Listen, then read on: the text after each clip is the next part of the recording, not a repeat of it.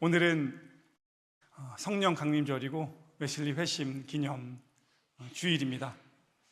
오순절 성령의 역사와 300여 년 전 영국에서 웨슬리의 마음 가운데 찾아오셨던 성령의 역사가 우리 예일교회 성도님들의 삶 속에 고백되는 성령의 역사가 되기를 주님의 이름으로 축복합니다. 말씀 전하기 전에 이미 광고 드렸지만 6월부터 성경 공부 이제 2과목 진행이 됩니다. 하나는 토요일에 그리고 하나는 주일에 진행이 되는데 딱 4주간 진행이 됩니다. 그리고 보시면 아시겠지만 신앙생활을 하면서 꼭 필요한 주제들을 저와 부목사님들이 함께 짧은 시간이지만 압축해서 성도님들께 나눠드리려고 합니다. 그 중에 어느 주제라도 관심 있는 분들은 신청하셔서 토요일 혹은 주일에 오셔서 함께 성경 공부하시고 두 개 다 하고 싶으신 분들은 얼마든지 오셔서 함께 하셔도 좋습니다. 장소는 추후에 신청하신 인원에 따라서 저희가 정해서 안내를 해드리도록 하겠습니다. 오늘은 에스더 강해설교 5번째 시간입니다. 그대의 소원이 무엇이냐라는 제목으로 하나님의 말씀을 전해드리겠습니다. 지난 주일에 에스더 4장 말씀을 통해서 에스더가 직면했던 난처한 상황들을 살펴보았습니다. 모르드게는 왕궁에 머무는 에스더를 향해 왕에게 나아가 유다인들을 위하여 간절히 구하라는 메시지를 전달했지만 에스더는 그게 말처럼 쉽지 않은 일이라고 회답을 했습니다. 그러자 모르드게는 하나님이 너를 왕후의 자리까지 인도하신 것은 이때를 위함이 아닌지 누가 알겠느냐라고 말하며 에스더를 강하게 압박합니다. 결국 에스더는 왕 앞에 나아가 죽으면 죽으리라 선언하면서 유다인들을 3일간의 금식과 기도로 초청하고 본인이 앞장서서 금식하며 기도하겠다고 선언합니다. 그 후 에스더는 금식하며 기도했는데요, 그렇게 금식한 지 3일째 되는 날 왕후의 예복을 입고 왕궁 안뜰로 움직입니다. 쉽게 생각할 때에는 3일간 금식을 하기로 했으니 4일째 되는 날 에스더가 움직여야 될 것 같은데 아직 금식이 다 끝난 시점이 아님에도 자신의 계획을 실행에 옮긴 것은 하나님께서 에스더에게 주신 또 다른 감동이 있었을 것으로 추정할 수 있습니다. 그렇게 에스더는 왕의 허락 없이는 어느 누구도 들어가서는 안 되는 제한 구역에 서게 됩니다. 에스더도 자신이 지금 중한 범죄를 저지르고 있다는 사실과 자칫 잘못하면 자신의 목숨이 위태로운 상황으로 번져갈 수 있음을 잘 알고 있었습니다. 왕을 지키고 있던 신하들은 예고 없이 갑작스레 등장한 왕후 에스더를 바라보면서 어떻게 반응해야 하는지 머릿속이 복잡했을 겁니다. 그때 마침 왕좌에 앉아있던 아하수에로 왕은 에스더가 뜰에 선 것을 보았습니다. 왕이 부르지도 않은 왕후가 안뜰에 등장을 했으니 얼마든지 문제를 삼을 수도 있었으나 왕은 그렇게 하지 않았습니다. 이유가 있습니다. 본문 2절을 보시면 왕의 눈에 비친 에스더의 모습이 매우 사랑스러웠기 때문에 그렇습니다. 왕은 즉시 손에 잡고 있던 금규, 황금 지팡이를 에스더에게 내밀었고 에스더가 그 지팡이의 끝을 만집니다. 그 순간 에스더는 중범죄자의 반열에서 왕의 선택을 받은 여인이 되었습니다. 지난 30일 동안 에스더를 한 번도 부르지 않았던 왕이 갑자기 등장한 에스더를 바라볼 때에 사랑스러운 마음이 들었고 즉시 그 금규를 내미는 불가능에 가까운 확률의 사건이 일어난 것입니다. 이 장면은 하나님께서 왕을 통해서 하나님의 일을 행하심을 보여줍니다. 제가 몇 주 전에 설교하면서 짧게 언급하고 지나갔던 내용이 있는데요, 젠텐젠 프랭클린 목사님이라는 분이 설교하시고 또 인터뷰하시면서 하셨던 말씀이 있는데 저에게 그 분의 메시지가 굉장히 유익하게 다가왔습니다. 젠센 프랭클린 목사님이 무슨 말씀하시냐면 하나님이 우리에게 공급하시는 네 가지의 방법이 있다는 언급을 하십니다. 아마 PPT에 이제 나올 텐데요.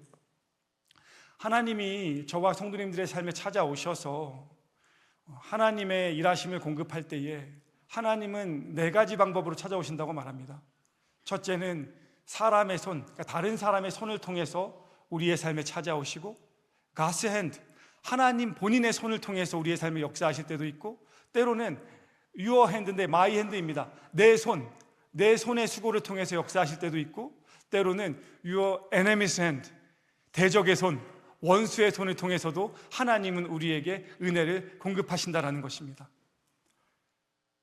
오늘 이 설교 서두에서 우리가 보는 아하수에로 왕의 마음의 변화, 그리고 금규를 내밀며 에스더를 초청하는 것은 하나님께서 사람의 손을 통해 역사하심을 우리에게 보여줍니다.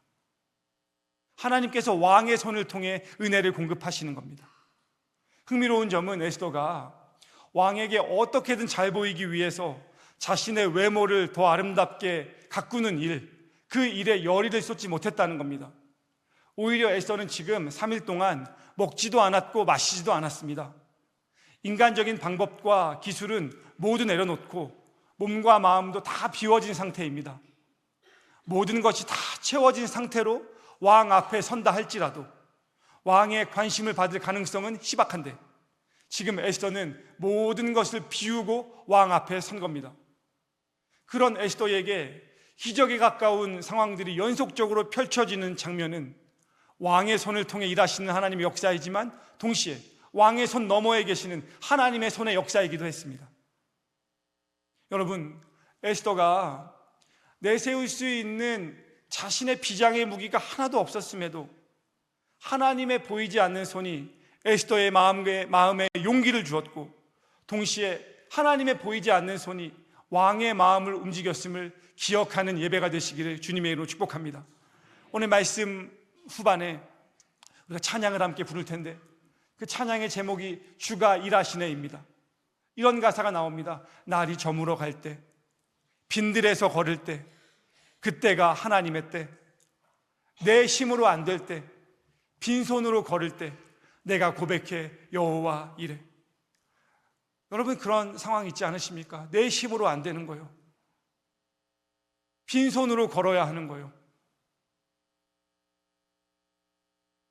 빈손으로 왕 앞에 서 있는 상황에서 하나님의 손이 역사하셨던 에스더의 고백이 우리의 삶의 고백이 되어야 하는 것입니다. 아하수에로 왕은 에스더가 왕궁 안뜰에 등장했을 때부터 심상치 않음을 느꼈을 것이 분명합니다.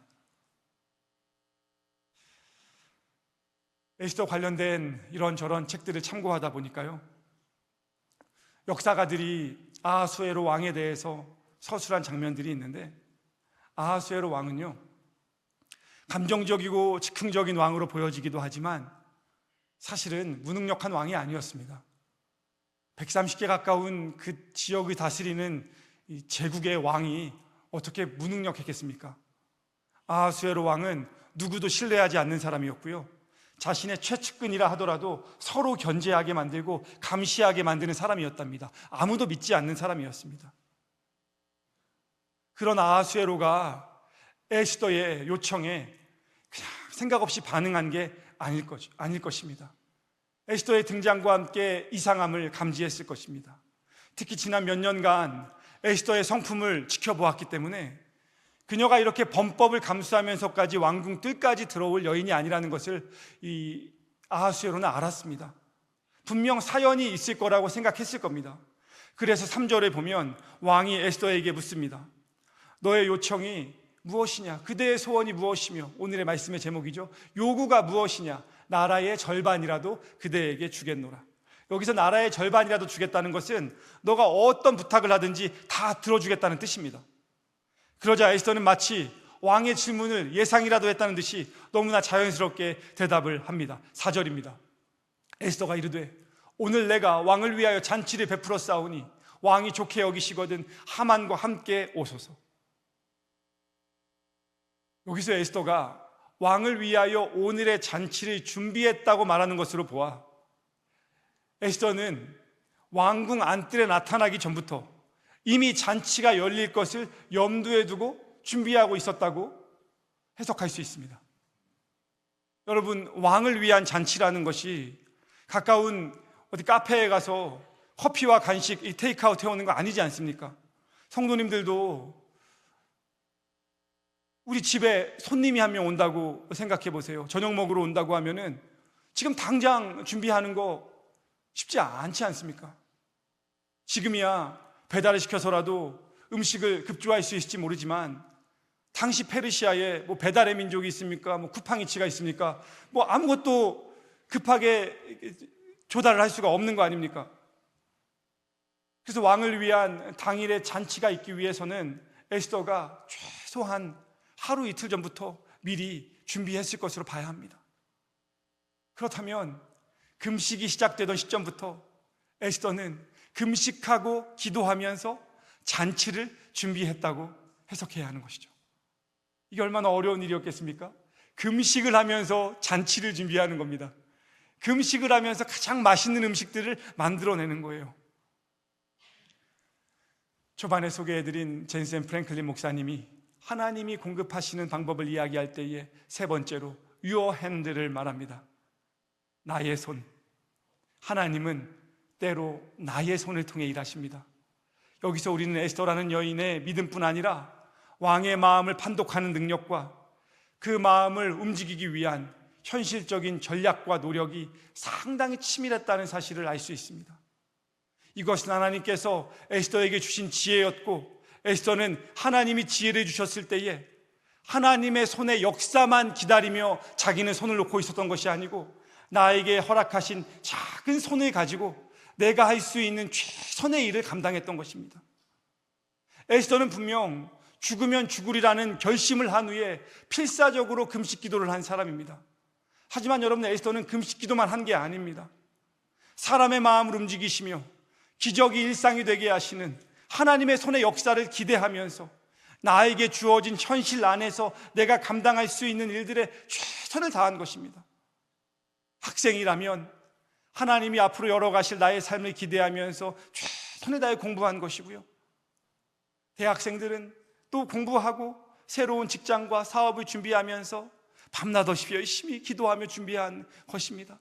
성도님들 중에 가정을 이끌어가고 회사를 이끌어가고 또 사업을 하시고 또 회사에서 일하시는 성도님들이요, 나에게 주어진 현실 속에서 나에게 맡겨진 일에 최선을 다하는 거예요.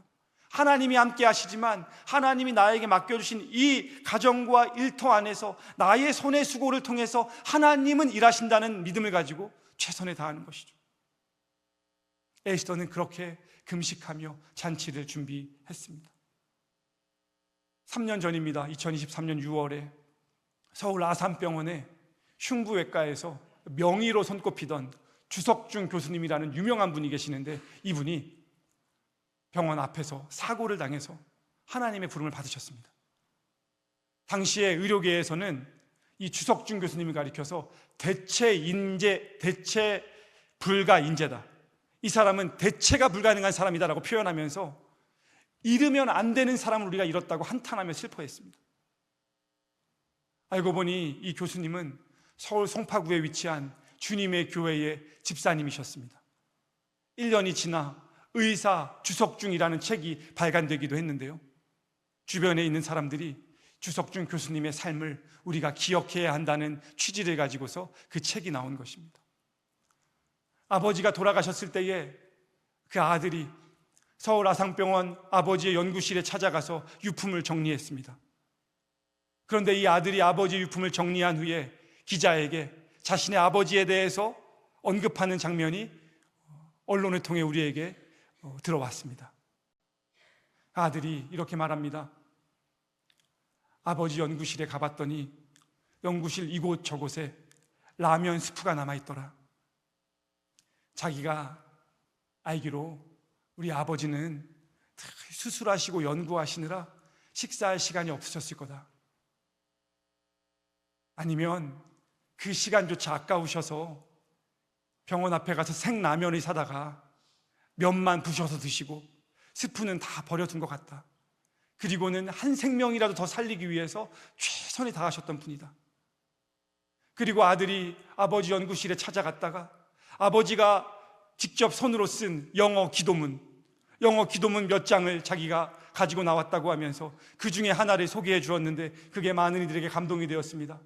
우리나라 최고의 명의가, 흉부외과 최고의 교수가 병원에서 틈틈이 썼던 기도문 중에 하나가 이런 내용이 있습니다.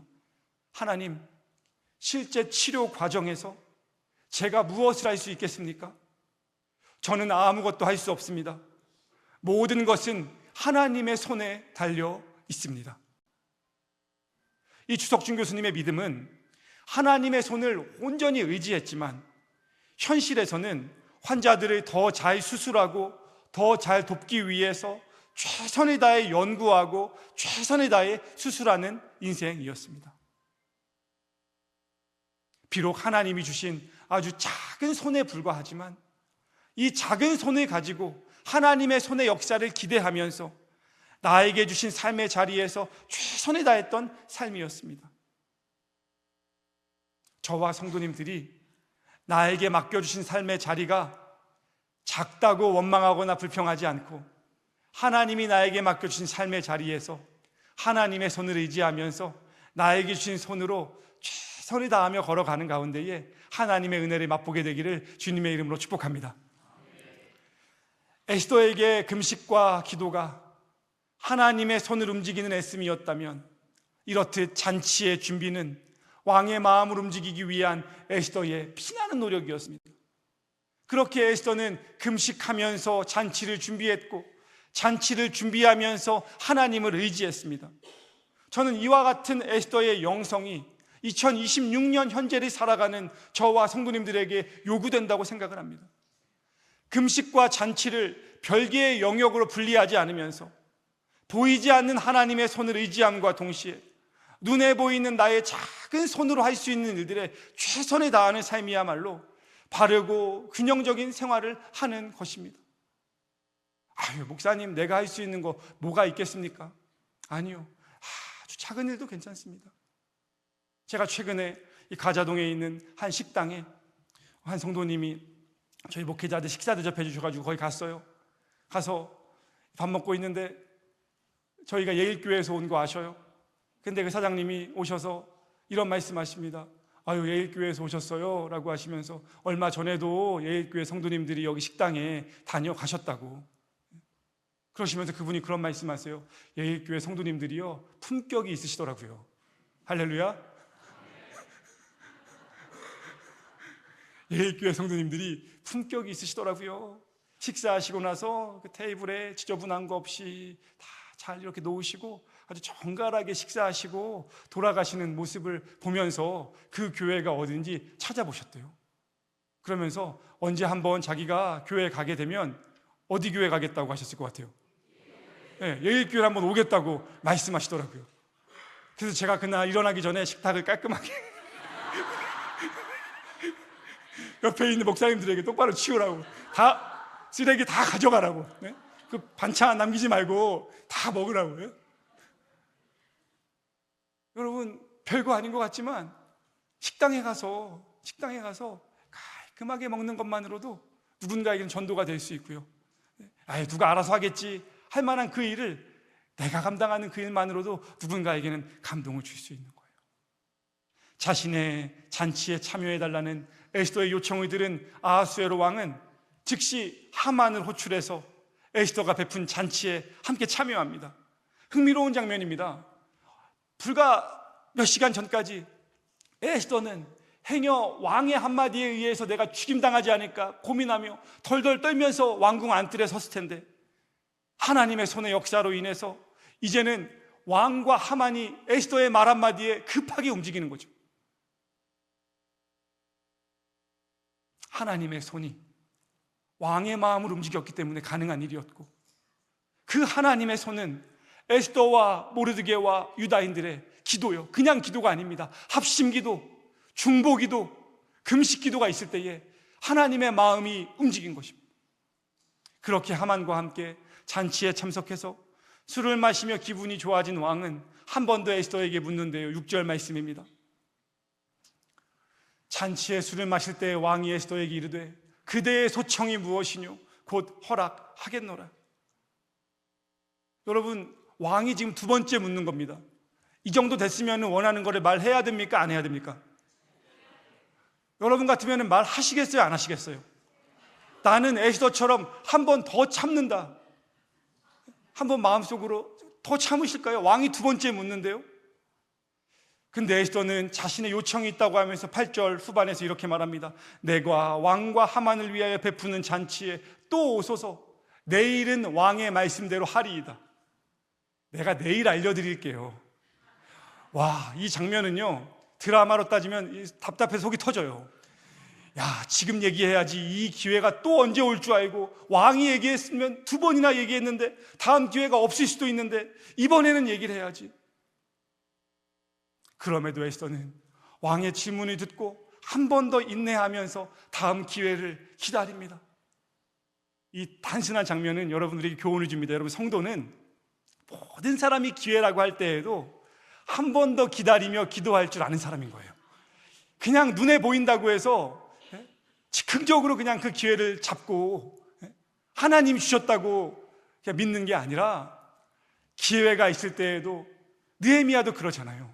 왕이 울었을 때 하늘의 하나님을 우러러 기도하지 않습니까? 한 번 더 기도하고 한 번 더 생각하고 말씀을 의지하면서 과연 이것이 하나님이 주신 기회일지, 때로는 기다려보기도 하고, 두 번 기다려보기도 하고, 세 번 기다려보기도 하고. 하나님은 인내를 통해서 역사하시고요, 기다림을 통해서 하나님은 내가 즉시 잡으면 이만큼인데 인내하는 시간을 통해서 큰 열매를 맛보게 하시는 것이 하나님의 방법이거든요.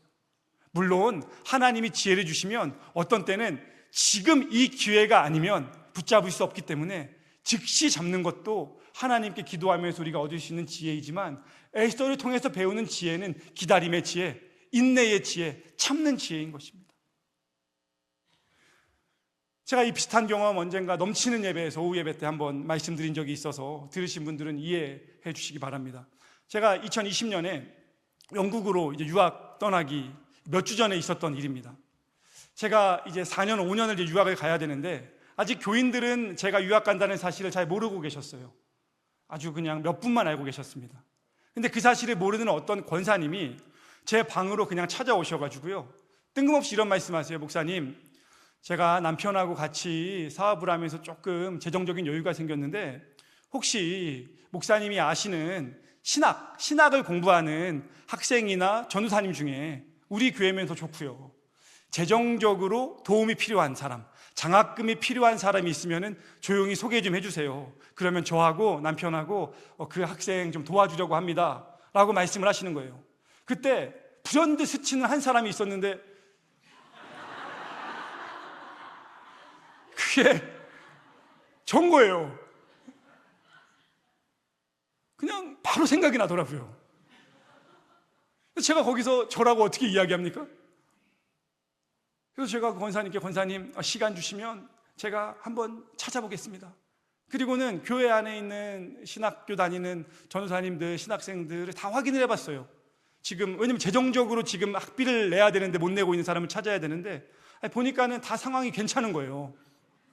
그때 저희 지금 위에 있는지 모르겠는데 예배 담당하는 우리 이찬우 전도사님이 그때 신학교 다녔어요. 근데 제가 이찬우 전도사님 장학금 연결해 주려고 물어봤더니 제가 그때 알기로는 장학금을 2개나 받고 있더라고요. 저보다 형편이 난 것 같아요. 그래서 못 준 거예요, 장학금을. 그리고는 기다리고 있는데 2주 지났는데 권사님을 교회 앞에서 만났어요. 권사님이, 목사님 장학금 받을 만한 사람 찾으셨어요? 라고 하는데, 제가 한 명 있긴 있는데 속으로만 생각을 하는 거고, 권사님 아직 못 찾았는데 제가 한두 주 안에 찾아보겠습니다. 그리고는 혼자 사무실에 돌아와서요, 예배당에 올라가서, 제가 그때 유학을 가야 되니까 기도를 많이 하거든요. 제가 그렇게 기도했거든요. 하나님, 내 입으로 어떻게 말합니까? 하나님, 제가 장학금 필요하다고 제가 그 권사님한테 어떻게 말합니까? 지금까지 한 번도 그렇게 해본 적도 없고 할 줄도 모르는데 하나님이 도와주셔야죠. 그렇다고 제가 뭐 그거를 기대하면서 있었던 것도 아닙니다. 그냥 그렇게 기도를 하는 거죠. 근데 그렇게 한두 주 지났는데 이 권사님이 또 제 방으로 찾아오셨어요. 눈물을 글썽이면서 찾아오셨어요. 목사님, 너무 서운하다고. 권사님, 뭐가 서운하시냐 그랬더니, 저 지금 교회 사무실에 가서 목사님 몇 주 뒤에 유학 간다는 얘기 듣고 왔다고. 목사님 너무 서운하다고. 왜 몇 주 전에 내가 신학 공부하는 사람 중에 재정적으로 어려운 사람 있냐고 물어볼 때에 왜 목사님 본인이라고 얘기하지 않았냐고. 그래서 제가 목사님 그거 어떻게 제 입으로 얘기합니까? 저는 앞으로도 못합니다. 본인이 그 이야기 듣고 남편에게 가서 이야기를 했더니 그 남편이 그러셨대요. 야, 그 젊은 목사가 그 얘기 듣고 얼마나 많이 고민했겠냐, 얼마나 많이 생각했겠냐, 얼마나 전전긍긍했겠냐. 그 마음이 너무 귀하고 감동적이다. 그래서 결심을 바꾸셨어요. 일회성으로 주려고 하셨던 장학금을 제가 공부를 마칠 때까지 매 학기마다 도서비를 장학금으로 전달해 주겠다 하셔가지고요, 적지 않은 금액을 제가 공부하는 4년 동안 8번 딱 정해진 날짜에 그 남편 성도님께서 목사님 언제 하고 언제 저희 가정에서 목사님 도서비를 보내겠습니다 하셔서 즉시 말했으면 한 번이었는데 참고 기도했더니 8배로. 제가 그냥 우스갯소리로 말씀을 드리지만요, 하나님이 우리의 마음을 다 보시고 하나님이 우리의 마음을 다 아십니다. 내가 지금 이 결정을 하는 게 나의 교만과 나의 욕심 때문인지, 아니면 내가 지금 힘들고 어렵고 답답하고 절망적인 상황 속에서도 하나님의 말씀을 붙잡고 기도하면서 하루라도 더, 한 달이라도 더 기다리면서 하나님의 뜻을 구하고 있는지 하나님이 다 아시거든요. 하나님이 보실 때에 하나님이 기뻐하시는 마음 되시기를 주님의 이름으로 축복합니다. 에스더에게는 금식과 기도를 통해 하나님의 관점으로 현재의 상황을 바라보는 눈이 있었기 때문에 용기를 내서 한 번 더 기다릴 수 있었던 거예요. 그리고 그 기다림에는 하만의 교만이 폭발하는 순간을 포착하기 위함도 내포가 되어 있었습니다. 에스더는 알았습니다. 하만이라는 이 사람의 교만함과 방자한 언행이 언젠가는 왕의 심기를 불편하게 만드는 대형 사고로 연결될 거라는 것을 에스더는 알았어요. 어떻게 알았냐? 기도하면서 알게 된 겁니다. 그렇게 에스더가 주관한 첫 번째 잔치가 끝난 후에 기분이 제일 좋았던 사람은 하만입니다. 내가 지금 왕하고 같은 반열에 있다고 느껴졌기 때문에 그렇습니다. 9절을 보시면은요, 그날 하만이 마음이 기뻐 즐거이 나오더라. 왕하고 자기만 에스더가 베푼 잔치에 참여했으니 얼마나 기쁘겠습니까? 그런데 9절 후반부를 보면은요, 왕궁에서 나오던 하만이 대궐 문 앞에 있던 모르드게를 마주치게 되는데, 모르드게가 하만을 본 다음에 일어나지도 않고 아는 체도 안 하고 무시를 합니다. 방금 전까지 굉장히 즐거웠는데 모르드게를 보는 순간 분노가 일어났어요. 하지만 하만은 분노를 표출하지 않고 화가 났지만 집으로 돌아와서 집에 와서 자신의 분노를 표출하거든요. 먼저는 오늘 있었던 일을 자기 아내와 친구들을 다 불러서 자랑을 합니다. 하만은 늘 자랑하는 사람이었어요. 교만한 사람이었습니다. 11절 말씀에 이런 거 자랑합니다. 자기의 큰 영광과 자녀가 많은 것과 왕이 자기를 들어 왕의 모든 지방관이나 신하들보다 높인 것을 다 말했다. 영광과 자녀가 많은 것과 자신의 지위를 자랑합니다. 하만에게 있어서 가정은 자신을 자랑하는 장소였고요, 때로는 분노를 표출하는 장소였습니다. 하만을 닮지 말아야 됩니다. 허세가 가득한 사람이었습니다. 거기서 끝이 아닙니다. 12절에 보시면 또 하만이 이르되 왕후 에스더가 베푼 잔치에 왕과 함께 오기를 허락받은 사람은 누구밖에 없어요? 나밖에 없다. 나밖에 없다. 하만의 자랑은 나밖에 없다였습니다. 우리는 여기서 하만의 기쁨은 다른 사람과의 비교를 통해서만 표출되는 기쁨이었다는 것을 알 수 있습니다. 하만은 비교를 통해서 자신의 인생의 만족에 점수를 매기는 사람이었어요. 그러다 보니까 모르드게 같은 사람이 나타나면 점수가 깎이는 거예요. 만족하지만 만족스럽지가 않은 거예요. 13절에 보시면 모르드게가 대궐 문에 앉은 것을 보는 동안에는 이 모든 일이 만족하지 아니하도다. 이게 하만이라는 사람의 캐릭터였습니다. 하만이 독한 사람이었는데요, 하만의 아내 세레스라는 여인은 하만보다 더 독한 여인이었습니다. 14절에서요, 자기 남편이 모르드게 때문에 기분이 너무 나쁘다고 이야기했더니 이 하만의 아내가 이렇게 말합니다. 그의 아내 세레스와 모든 친구들이 이르되 높이가 50규빗 되는 나무를 세우고 내일 왕에게 모르드게를 그 나무에 매달기를 구해라. 여러분 50규빗이요 23m랍니다. 23m요. 2.3m만 돼도 높은데 23m짜리 나무를 만들어서 모르드게를 거기다가 매달아 버리라는 거예요. 문제는 하만이 그 제안을 아예 어떻게 그렇게 해가 아니라 흡족하게 생각했다는 거예요. 그래서 그 나무 만들라고 명령합니다. 그리고 나중에 결국에는요, 이후에 살펴보겠지만 자신이 파놓은 웅덩이에, 자신이 만든 그 나무에 자신이 매달리는 아주 불행한 결과를 초래하게 되죠. 성경에서 대표적으로 어리석은 인물을 꼽을 때 그래서 하만이 꼽히는 겁니다. 교만은 패망의 선봉이요 거만한 마음은 넘어짐의 앞잡이니라는 잠언의 말씀을 이야기할 때 대표적인 인물로 하만이 나오는 거예요. 그래서 하만은 우리의 믿음 생활에서 꼭 필요한 반면교사가 되는 겁니다. 교만한 인생, 비교를 통해 만족을 얻는 인생, 다른 사람을 무시하는 인생, 자랑하는 인생의 비참한 말로를 적나라하게 보여주는 인물이 하만입니다. 결과적으로 자신의 손으로 하만은 모르드게와 유다인들을 다 해치려고 했지만 오히려 하나님의 손은, 오히려 하만의 손은 하나님께서 모르드게와 유다 민족을 살려가시는 도구가 되었습니다. 에스더와 모르드게 입장에서 하만은 정말 없으면 좋았을 원수고 적이었지만 하나님께서는 그 적과의 만남, 적과의 동침을 통해서 하나님의 손의 역사를 이루어 가시는 거예요. 그래서 아까 그 젠센 프랭클린의 4가지 손 다시 한번 띄워주시면은요, 4번째 하나님이 공급하시는 방법이 적의 손인 겁니다. 때로 하나님은 내가 이 사람만 없으면 좋겠는데, 저 사람하고만 같이 일하지 않으면 좋겠는데, 저분만 없으면 내가 살만하겠는데, 그런 적, 원수의 손을 통해서 하나님의 손의 역사를 이루어 가신다는 것입니다. 사랑하는 성도 여러분, 우리는 에스더서를 통해 아무런 관련이 없어 보이는 각각의 사건들을, 각각의 점들을 하나의 선으로 쭉 연결하셔서 역사를 만들어 가시는 하나님의 손의 신비를 보게 됩니다. 하나님은 사람의 손과 나의 손과 적의 손을 다 조합하셔서 하나님의 크신 손의 역사를 우리에게 보여주시는 분이십니다.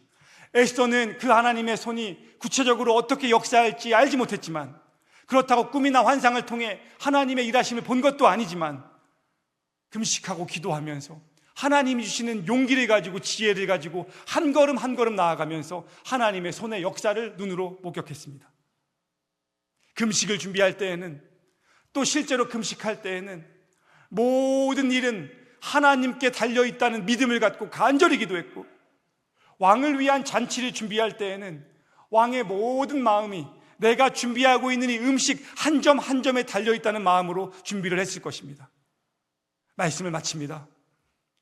우리가 에스더를 통해 배울 수 있는 교훈은, 비록 하나님께서 지금 나의 삶을 선명하게 다 알려주시지 않더라도 기도하면서 하나님을 붙잡고 매일매일 나에게 맡겨진 작은 삶의 자리를 나의 작은 손으로 최선을 다하며 걸어갈 때에 분명 하나님께서 아름다운 열매를 맺게 해주신다는 사실입니다. 오늘 우리의 삶은 하만의 교만의 길 위에 서 있는 것입니까? 아니면 에스더처럼 금식하고 기도하면서 하나님을 끝까지 신뢰하며 나아갔던 그 걸음 위에 서 있는 것입니까?